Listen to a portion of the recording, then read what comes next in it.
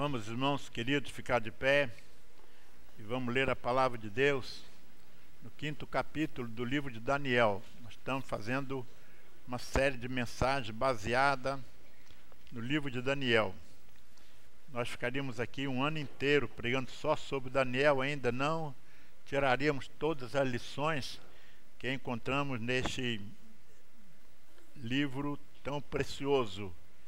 Se atentarmos decididamente para as lições emanadas da mensagem escrita por Daniel, sem dúvida a nossa vida espiritual seria outra. Vamos estudar hoje o capítulo 5. Então vamos convidar a congregação para a uma só voz lermos a palavra de Deus. Todos juntos. O rei Belsazar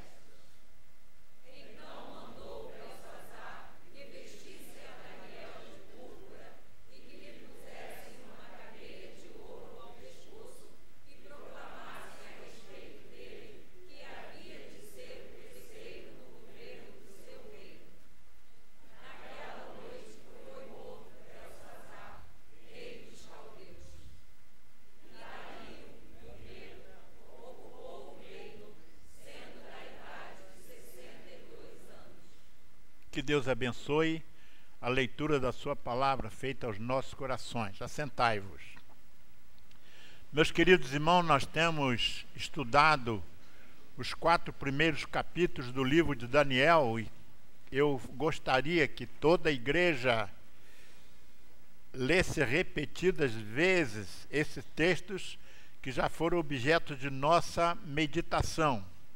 Quando nós lemos com viva atenção, quando nós lemos procurando aplicar em nosso coração as lições emanadas da palavra de Deus, nós vemos claramente o contraste entre a palavra de Deus a Nabucodonosor, as palavras finais de Deus a Nabucodonosor e a palavra a Belsazar. Belsazar era filho de Nabucodonosor. Os irmãos se lembram o sonho de Daniel, o primeiro sonho de Daniel. Os irmãos se lembram do segundo sonho de Daniel. Os irmãos lembram da sua aplicação. A história de Belsazar é, sem dúvida alguma, o acontecimento que já te fora predito nos capítulos anteriores. A sua visão, o seu julgamento e o seu fim. Tudo isso foi colocado lado a lado com a história de Nabucodonosor, sua visão, seu julgamento e seu fim. Um fim feliz, um fim abençoado, um fim que tivera Nabucodonosor. Um fim totalmente diferente, totalmente antagônico, noutra posição, é o fim que teve Belsazar, filho de Nabucodonosor. A palavra de Deus pode trazer vida a uns e trazer morte a outro. Nabucodonosor tratou com decência, tratou com respeito os vasos sagrados do Deus de Israel. Nabucodonosor deu claras manifestações de que as palavras de Daniel, ditas a ele, causavam impacto no interior da sua vida, no interior do seu coração. Belsazar usou modo sacrílego, isto é, pecaminoso. Belsazar usou da sua vida pecaminosa, para a sua vida pecaminosa, os mesmos vasos que foram dedicados, que foram usados no templo de Israel. Ele usava esses mesmos vasos para a sua orgia, para os seus pecados, para a sua bebedeira. No reinado de Belsazar, a permissividade tomou o lugar da disciplina. Belsazar, ao invés de aprender com seu pai, ele andava em posição diametralmente oposta à vontade, ao exemplo e à vida de Nabucodonosor. Os conselheiros e grandes de Nabucodonosor eram diferentes dos cortesãos e dos libertinos que deram louvores aos deuses de ouro, de prata, de bronze, de pedra, de ferro, de areia. Belsazar se preocupava em adorar um Deus que não era Deus. Belsazar se preocupava em fazer aquilo que desagradava ao Deus verdadeiro. Ele dava vazão às suas necessidades, dava vazão às suas alegrias, dava vazão às suas pecaminosidades, se utilizando de objetos sagrados, não pelo fato de ser sagrado em si, mas pelo fato de ser objetos usados para a adoração no templo do rei Salomão. Ele prosperou durante o reinado seguinte, Nabucodonosor. A história de Nabucodonosor é uma história de crescimento natural, porque embora durante muito tempo ele tivera trabalhado e caminhado contra a vontade de Deus, as palavras de Daniel impactavam seu coração e ele chegou a ser anunciado um rei que era odioso, um rei que era revoltado, um rei que era pecaminoso. Ele transferiu o seu reinado A sua mente passou por uma transformação tão grande que ele agora ficou até promovendo a paz ao invés de promover a guerra. Como o grande rei do maior império, ele tinha naturalmente no seu coração e na sua mente o ufanismo. Ele achava que ele era um verdadeiro Deus, tanto assim que ele mandou edificar uma estátua de ouro, quando o seu sonho apenas a cabeça era de ouro. Mas ele, entendendo que aquele sonho, segundo a interpretação de Daniel, a cabeça era de ouro, então ele agora manda construir uma estátua toda de ouro para mostrar ao mundo o seu poder. Mas Daniel continuava com coragem, Daniel continuava com determinação, Daniel continuava com firmeza, falando aquilo que o rei não queria ouvir, mas precisava ouvir. O grande problema dos dias de hoje, de todos os tempos, é que as pessoas não só querem ouvir o que elas querem ouvir. Se o líder religioso, se o profeta, se o pastor fala o que a pessoa quer ouvir, aí é um excelente pastor, é um excelente líder. Mas se o pastor usa a palavra de Deus para apontar o pecado, para dizer que a pessoa está em pecado e precisa se afastar do pecado, precisa se arrepender dos pecados, então não é o pastor popular que eu gostaria, o que eu desejaria para ser meu pastor. Deus é Deus que opera transformações. Em toda a Bíblia nós temos exemplo de Deus operando transformações. A Bíblia cita exemplos de vida de pessoas, de estruturas sociais, mudanças que resistiram a todos os ataques, e a todas as intempéries, e a todas as provações feitas na história. Não devemos confiar na mudança, mas devemos confiar no Deus que opera a mudança. Muita gente está empolgado vendo mudanças acontecendo, mas nós precisamos pensar não é no que está acontecendo, mas em quem opera essa mudança. E quem opera a mudança é Deus, Senhor dos senhores e Rei dos reis. O Deus nosso Criador, Jesus Cristo, o nosso Salvador, e o Espírito Santo, nosso Consolador. Não devemos confiar na mudança, mas no Deus que opera a mudança. E nós temos exemplos claros disso. Nabucodonosor foi o eleito. Nabucodonosor foi o eleito e Belsassar foi rejeitado. Mas como é que pode um ser eleito e outro ser rejeitado? A Bíblia dá conta, em muitos casos, de pessoas que foram eleitas e outras que foram rejeitadas. Abel e Caim, Gênesis capítulo 4, versículos 4 e 5, nós encontramos a informação que Deus recebeu, Deus abençoou, Deus recebeu com alegria a oferta de Abel, mas ele rejeitou a oferta de Caim. Isto é, Abel foi aceito, Caim foi rejeitado. Nós conhecemos a história do povo de Israel, quando Davi foi aceito, Saul foi rejeitado. Há muitas lições que nós encontramos. Entre os profetas, nós encontramos os profetas que foram aceitos, entre os discípulos que foram aceitos, e Judas que foi rejeitado.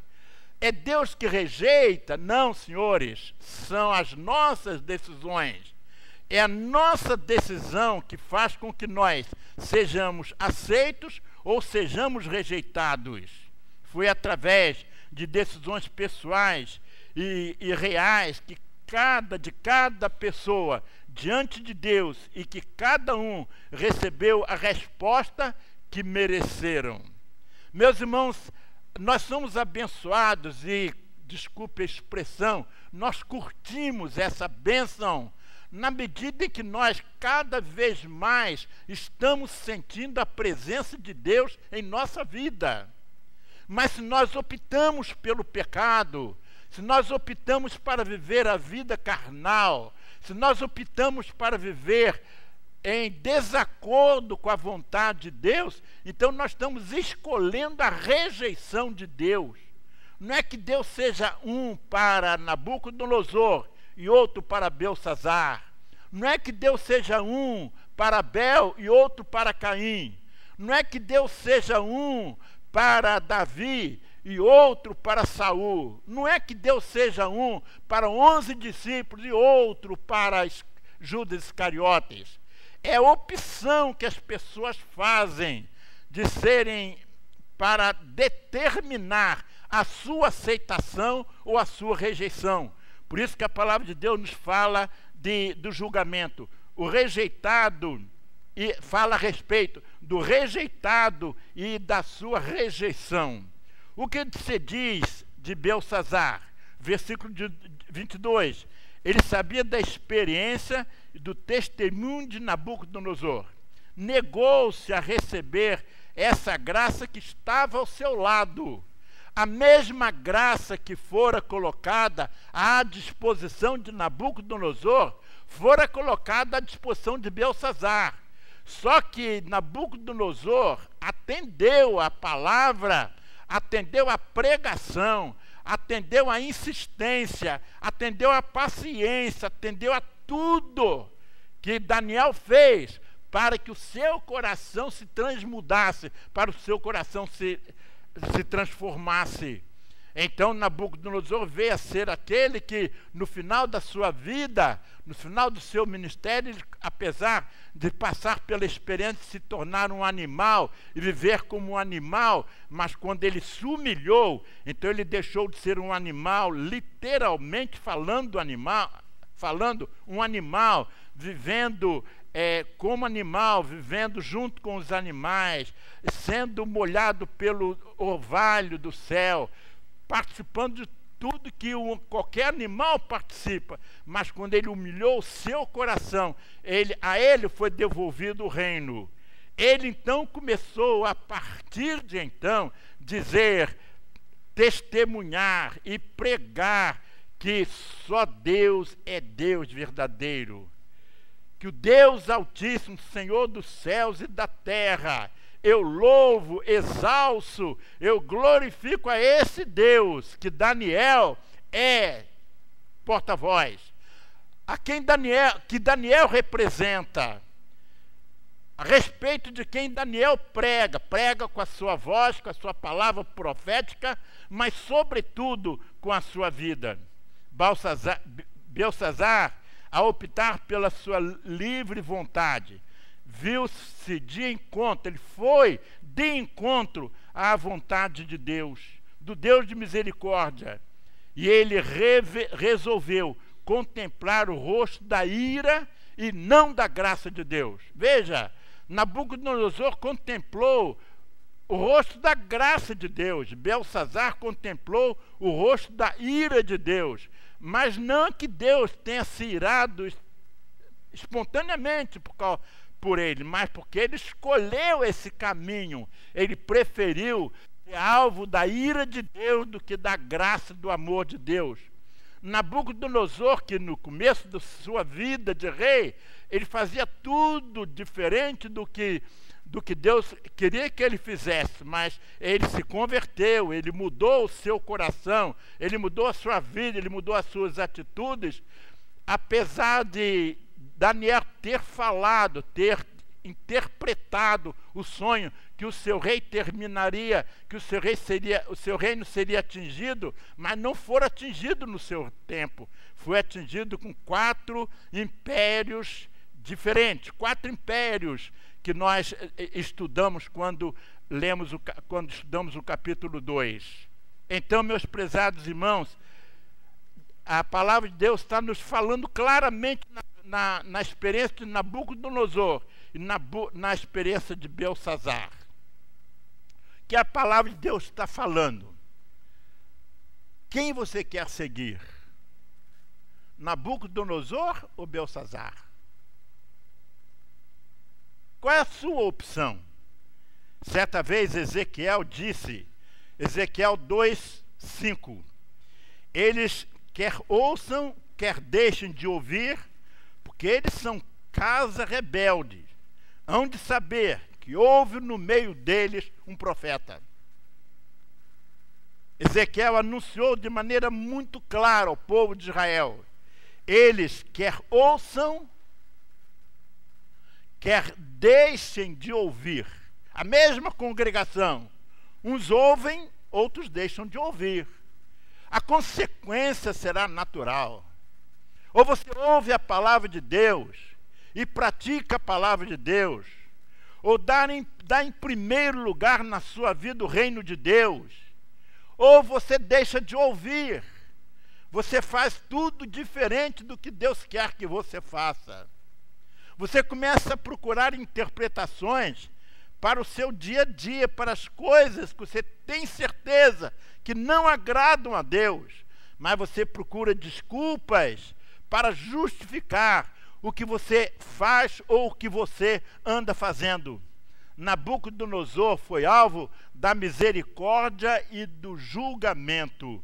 E todos nós também temos oportunidade, nós somos alvos da misericórdia e do julgamento. Diferentemente de Belsazar, que foi alvo do julgamento e da misericórdia.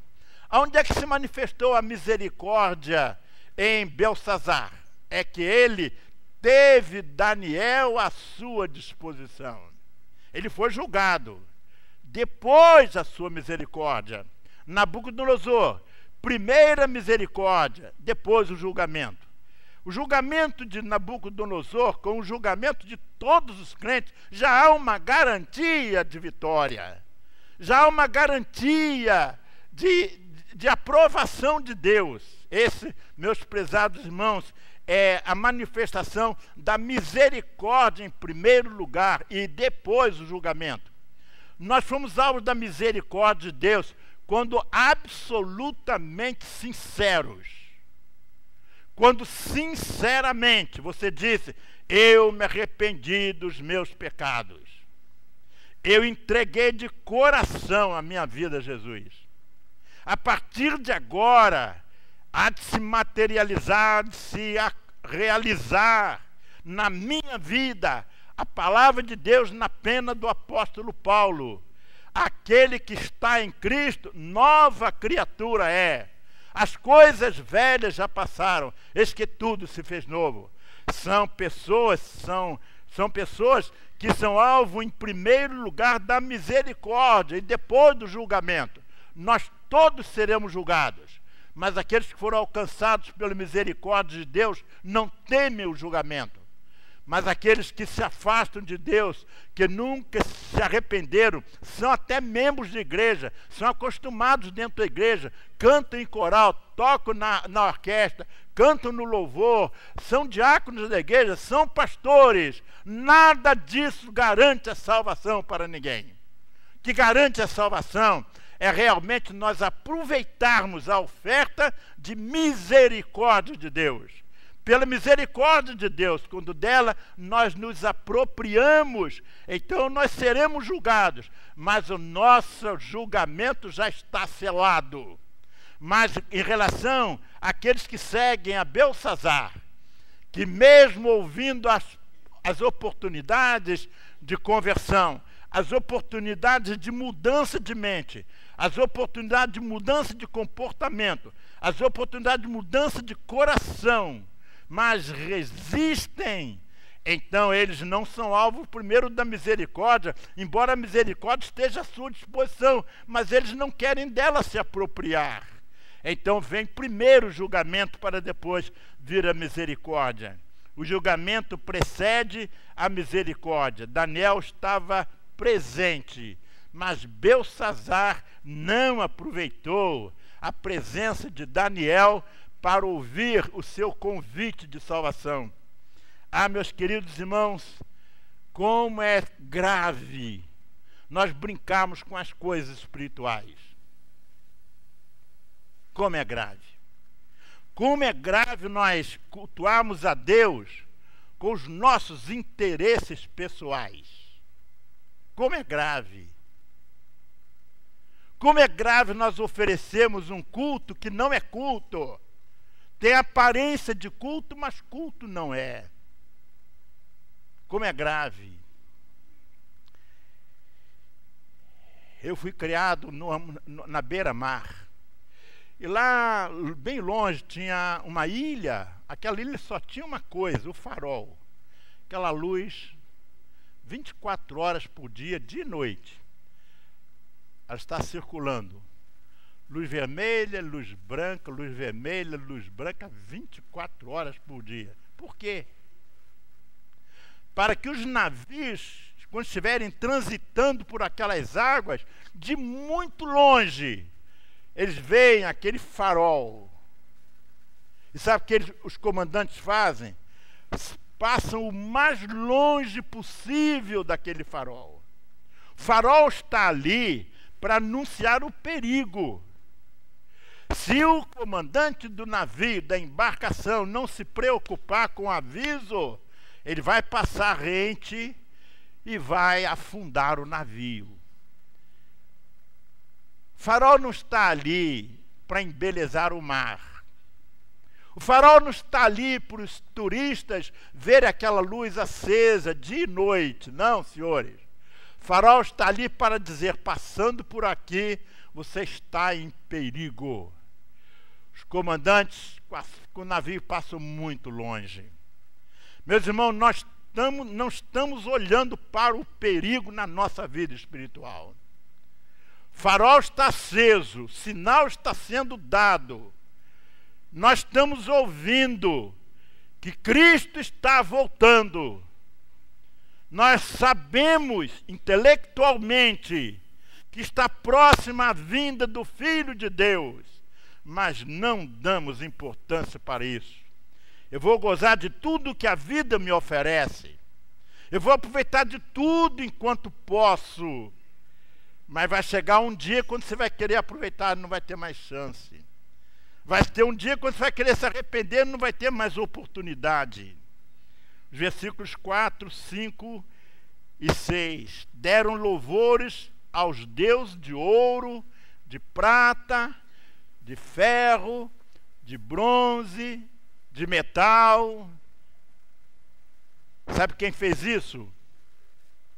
Belsazar e os seus súditos. Eles estavam ali para adorar um Deus de ouro, um Deus de prata, um Deus de bronze, um Deus de pedra, Deus que não era Deus. Qual a consequência, irmãos? A consequência eu nem vou explicar, porque está clara como a luz do sol. Nós encontramos. Então dele foi enviada aquela parte da mão que traçou o escrito. Esta, pois, é a escritura que foi traçada. Mene, mene, tekel, ufarsim. O que significa isso? Mene, contou Deus o teu reino e o acabou. Ouviram bem? Deus contou o teu reino, Belsazar, e o acabou. Que veredicto terrível! Deus contou o teu reino e o acabou. Tekel. Pesado foste na balança e achado em falta.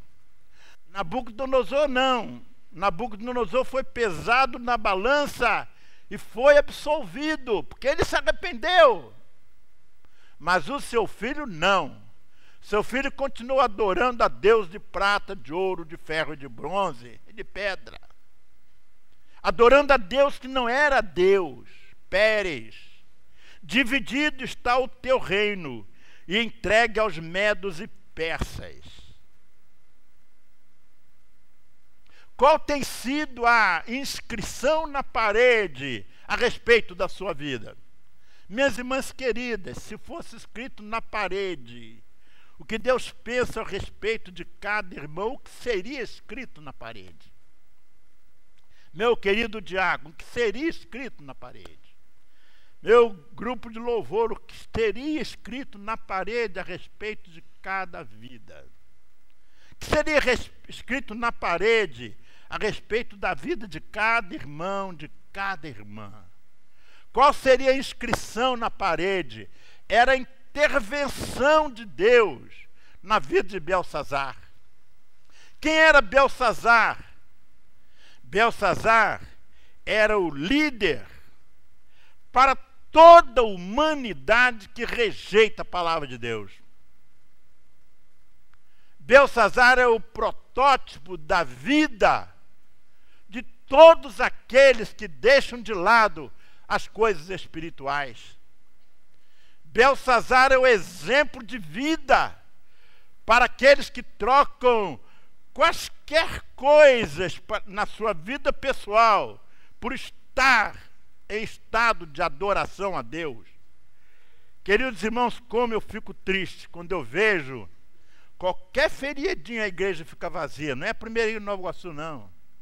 As igrejas, de modo geral. Já houve tempo que não havia feriado, não havia sol, não havia chuva, não havia nada que impedisse os crentes de irem para a igreja. Hoje não. Hoje qualquer festazinha, não vou à igreja. Ah, meu filho casou sábado, aí domingo não vai à igreja porque está cansado. Desculpe, por favor, está surgindo na minha cabeça agora. Não preparei isso, não. Meus irmãos, nós precisamos zelar pela nossa vida espiritual. A vida espiritual deve ser a melhor coisa na nossa vida. O nosso compromisso com Deus deve ser o que há de melhor na nossa vida. Nós precisamos fazer com que 24 horas por dia nós sintamos a influência do Espírito de Deus atuando em nossa vida. Se isso acontecer, eu não vou pecar contra minha esposa, nem em pensamento. Ela não vai pecar contra mim. Nós não vamos permitir que o diabo tenha lugar na nossa vida. Meus irmãos, nós precisamos fazer uma revolução na nossa vida. Foi isso que aconteceu com Nabucodonosor. Daniel causou tanto impacto na vida de Nabucodonosor que ele, o mais poderoso de todos os reis, se tornou o mais humilde de todos eles. A tremenda influência da vida de Daniel na vida de Nabucodonosor. Mas Daniel não conseguiu nada na vida de Belsazar. E sabe o que diz a Bíblia? O último versículo que vocês vão ler lá, e Daniel e Belsazar caiu duro naquela festa. Ele morreu naquele dia. Naquele mesmo dia ele morreu. Nabucodonosor teve seu reino recuperado. Muitos anos. Depois de se tornar animal, depois de desobedecer a Deus, cumpriu-se na sua vida a palavra de Daniel, mas ele se arrependeu e ele voltou e o seu reino lhe foi devolvido. Meus irmãos, é hora de nós fazermos uma autoanálise na nossa vida. Pensem agora, eu vou terminar. Não quero cansar a minha congregação. Apareceu na parede, está todo mundo festejando, bebendo, vida sexual, uma verdadeira bacanal. Homens bêbados, coisa triste para um rei. Todas as autoridades bebendo, bêbados. De repente aparece a mão. Aparece aqui escrita, Mene, Tekel, Ufarsim. Todos olharam para... O que aconteceu? O que é aquilo? Ninguém sabe. Aí a mulher de Belsazar falou assim, olha, tem um jovem que tem intimidade com Deus. Tem um jovem que não dá chance ao pecado. Tem um jovem lá dos cativos hebreus, que veio para a Babilônia com toda a sua gente, todos cativos, todos escravos, mas aquele jovem, no dia que ele foi chamado para morar no palácio, ele falou assim, não me contaminarei com o manjar do rei, nem com o vinho que ele bebia. Não era a coisa física, manjar e vinho, não, senhores. O manjar e o vinho, o banquete do rei, significava toda a vida de pecado que graçava no reinado babilônico. Mas Daniel teve posição firme. Eu não vou ceder. Eu não vou ceder. E porque ele não cedeu, Deus o usou como instrumento para converter o rei. Para converter o rei. Passado tantos anos, agora Nabucodonosor morre e seu filho Belsazar assume. O mesmo Daniel estava lá à disposição do rei, mas o rei não quis ouvir Daniel. Quando Daniel foi chamado, porque os magos, os sábios, os adivinhadores eram fracos, não sabiam nada, aí Belsazar foi apelar para Daniel. Apelou para Daniel, mas não queria ouvir Daniel, não queria obedecer a Daniel. Meus irmãos, o pastor pode pregar. Não estou nem pastor Edgar, não. Qualquer pessoa que venha no púlpito pregar. Se você não quiser ouvir, não adianta. Nem Deus vai fazer. Se você fechar o seu coração, Deus não vai abrir a força. Não vai. Mas se você quiser mudar a sua vida, é na hora. É um milagre mesmo. O maior milagre do mundo é o milagre da conversão. Há muita gente que está nas igrejas, ativa nas igrejas, mas de vida espiritual não tem nada. Eu fico assustado, irmãos, com gente veterana na igreja, que numa hora de crise diz assim, não creio mais no que a palavra de Deus diz, não. Deus esqueceu de mim. Deus me abandonou. Isso é conversa. Gente que dezenas de anos são membros de igreja, com declarações tão infelizes quanto essa. Sabe o que é? Gente que nunca se converteu. Porque o convertido, ele prova. A Bíblia diz, pelos frutos conhecereis. Meus irmãos, há dois caminhos. O caminho de Nabucodonosor e o caminho de Belsazar. O caminho do pai, o caminho do filho. Qual é o caminho que você quer seguir? Daquele que, sendo o mais poderoso rei na face da terra, ele se humilhou, ele se humilhou a tal ponto de declarar, eu estou arrependido. E logo depois a sua vida começou a dar prova disso. Qual é a sua decisão? Você vai continuar como você está? Você está satisfeito com a sua vida? As coisas de Deus são prioritárias na sua vida. Como é que está a sua vida? Se a mão de Deus viesse escrever na parede agora, o que ia escrever? Pesado foste na balança. Mene, teu reino foi pesado. Os estudiosos dizem que esse era uma medida de peso realmente correspondente a 1 tonelada. O pecado de Belsazar era maior do que 1 tonelada de pecados, que é pecado de todo jeito, pecado de todas as formas. A gente que tem pecado de todas as formas, nenhum deles afeta a sua vida, mexe com a sua vida. Abaixe sua cabeça, fale com Deus agora. Eu não vou insistir muito. Vou dar uma oportunidade a você de consagrar a sua vida, se você quiser fazer. Você não é obrigado. Ezequiel 2,15, eles quer ouçam, quer deixem de ouvir, porque eles são casa rebelde. Hão de saber que houve no meio deles um profeta. Profeta para anunciar que ou você se arrepende e vai ser uma bênção, ou você deixa de se arrepender e vai seguir o exemplo de Belsazar. Vamos cantar o hino 46 do cantor cristão. Enquanto cantamos, se você sente no coração que é hora de se fazer uma decisão, qualquer que seja ela, meus irmãos, eu estou muito em paz com Deus. Eu não vou insistir.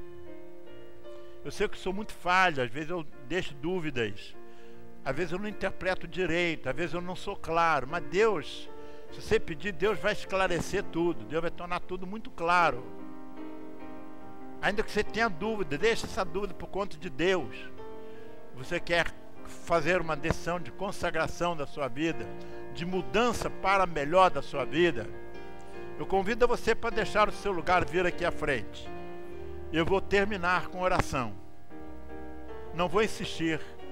Estou sendo muito claro agora. É hora de se fazer uma decisão, qualquer que seja ela, enquanto nós cantamos.